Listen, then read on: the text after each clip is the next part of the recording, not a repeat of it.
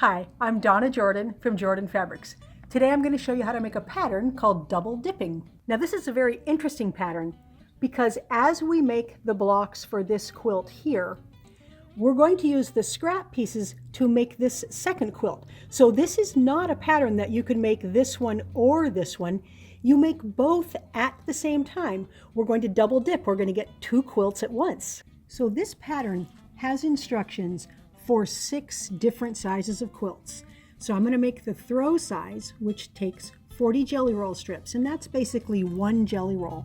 And I'm going to use one from Robert Kaufman called Serenity Lake, and it's got all these nice rich jewel tones, aquas, purples, greens.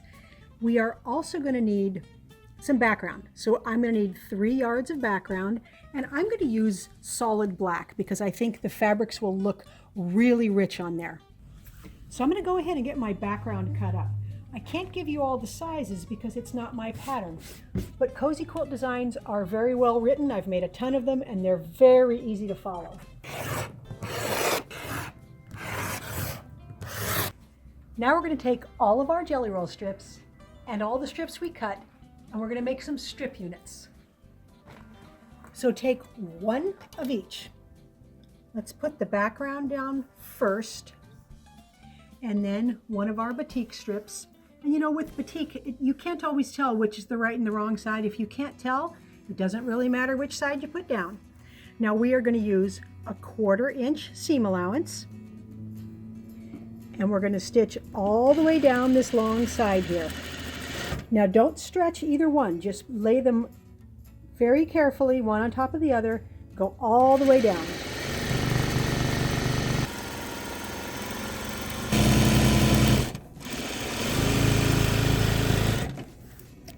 So we need to stitch all of our strips together like this, 1 background, 1 print. Now this is real important. After you stitch them together, half of the strip units are going to get pressed, and I like to finger press first, with the seam allowance going toward the print. Half of them are going to get pressed that way, and the other half are all going to get pressed with the seam going towards the background. Now we're going to take one of these that has the seam allowance toward the black and one that has the seam allowance toward the print, and we're going to put them right sides together. We're going to put the black on the black and the print on the print, and we're going to stitch all down this long edge. It's a little hard to see if you've got your edges lined up when the colors are so close, but you can do it.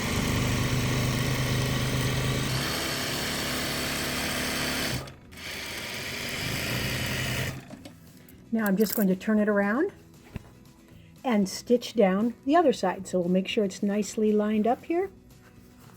Stitch all the way down.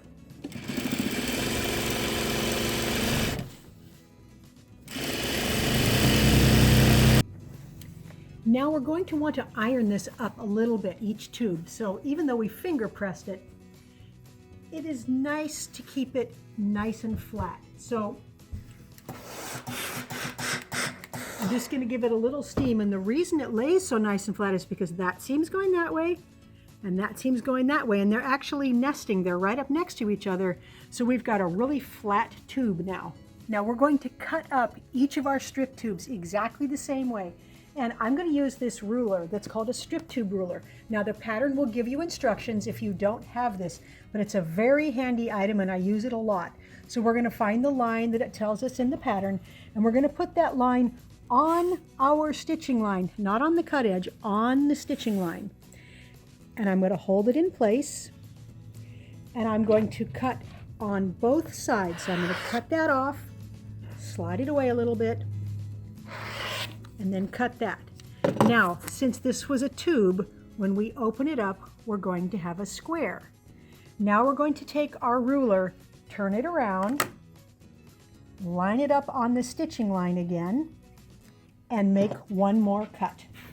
So keep flipping and cutting, and sometimes you're going to have to cut a little bit off, like we're going to have about a 1/2 inch there. So I'm going to cut here, and then I'm going to cut a little bit more off. So sometimes you can line up on the end, like right here, but sometimes you have to cut a little bit off. But just keep flipping and cutting until you've cut up the whole tube. Now a good tip is to take some tape. I've got painter's tape here. It's like masking tape. It's not very sticky and it won't leave a residue. And put it on your ruler on the line that you're going to use, because that way you can easily move this up to your stitching and you will know that everyone will get cut the same without having to measure each time. So I've got everything cut out, and you'll notice half of the squares have that background in the middle and the other half have the batiks in the middle. And so each stack is going to make one of the quilts there. So to iron them up, all we're going to do is peel this open very carefully, pat it with your fingers a little bit, and then just give it a little pressing. The last step is to cut off any dog ears that you've got around the edges. And I only have one on some of these because of the way they were cut. Everything is ready for us to lay the quilts out. So let's start with the quilt that has the colorful blocks in the middle. Now for this quilt here, we have options when we lay out the blocks. Depending on which way you turn the blocks, you can get a lot of different looks. I really like this one the best, so that's how I'm going to lay out my blocks. So I'm going to start out by just laying the blocks out in the direction that they need to be laid in. When I'm done laying the whole quilt out, I will trade up the colors so I don't end up with all of this color in one section of the quilt.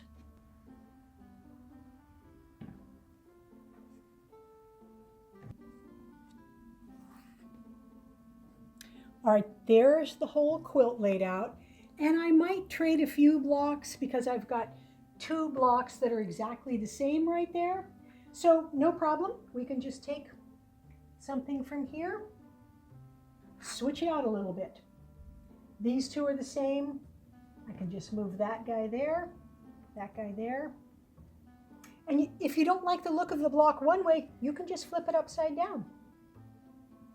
Now this is really nice because it has the center motif. It gets bigger and bigger, and it's really easy to stitch this into a quilt. You just stitch your rows together and then make your rows and then stitch them all together.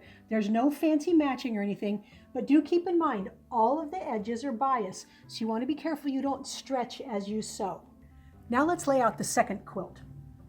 We can use the same layout page, but keep in mind wherever it's showing colors here, that's going to be where your background is going to go. So that's going to be where our black is going to go. I used this layout for the first quilt, and I'm going to try this one for this second quilt. So each 4 squares is going to make kind of a circle shape there. So I'm going to start laying it out and spread it out all over the table here. There, I think I've got the colors nicely spread out, so I always stand back after I'm done, make sure I don't have too much of one color all in one section of the quilt. Again, sew everything into rows, sew the rows together, then we'll get the borders on and we'll get both quilts onto the quilting machine.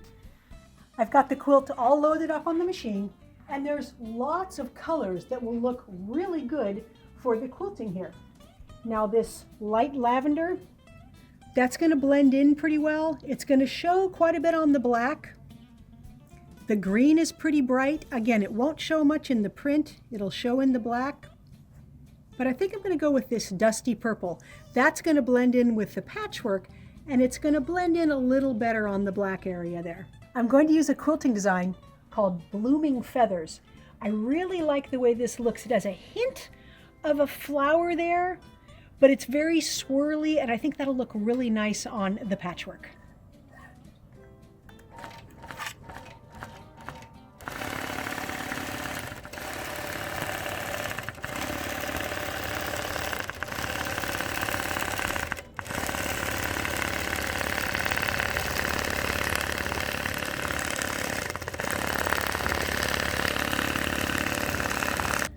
The second quilt is all loaded up. I'm really happy with how this one turned out because we have all this nice solid area here, and I'm going to use a contrasting color thread. So I want to use something bright. The green is definitely bright. That will show up.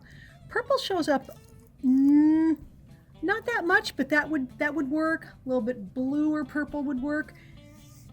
Now this one, there's a lot of aqua in the prints, and this is nice and bright. I think that'll be our best choice. For the quilting pattern, I'm going to use the same pattern that I used on the first quilt, but I'm going to do it smaller. So I did a practice one here and another practice one here that's quite a bit smaller, and I'm going to have a lot of thread showing with this denser print, and when both quilts are done, we will compare the size.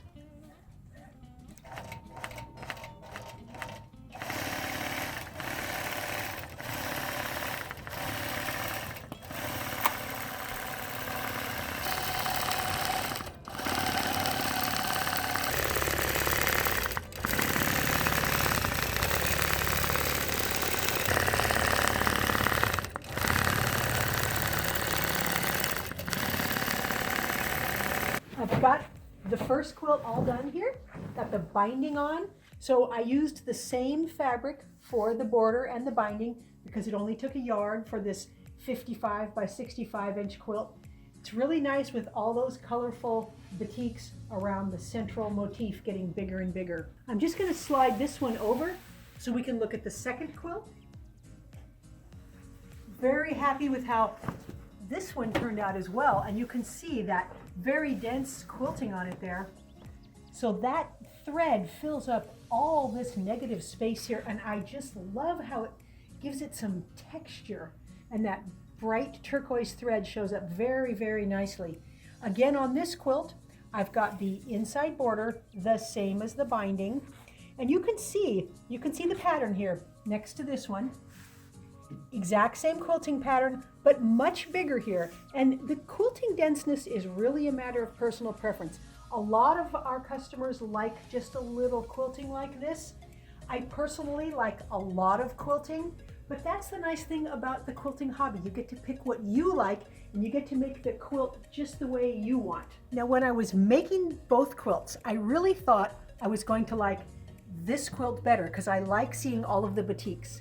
But now that they're done, I like this one better. So leave me a comment. Let me know which one do you like better. Thanks for watching our tutorial today on how to make the double dipping quilts. We hope you enjoyed it. Now, we're going to have a giveaway. This is a curvy log cabin made with a jelly roll. We had a video to show you exactly how to make this, but today we're going to give it away. So you can enter easily by clicking the link below that says giveaway and putting in your email address and your name. Good luck. Now, if you like our tutorials and you want to support us, the best thing you can do is subscribe to our YouTube channel. That would really help us out. Happy quilting!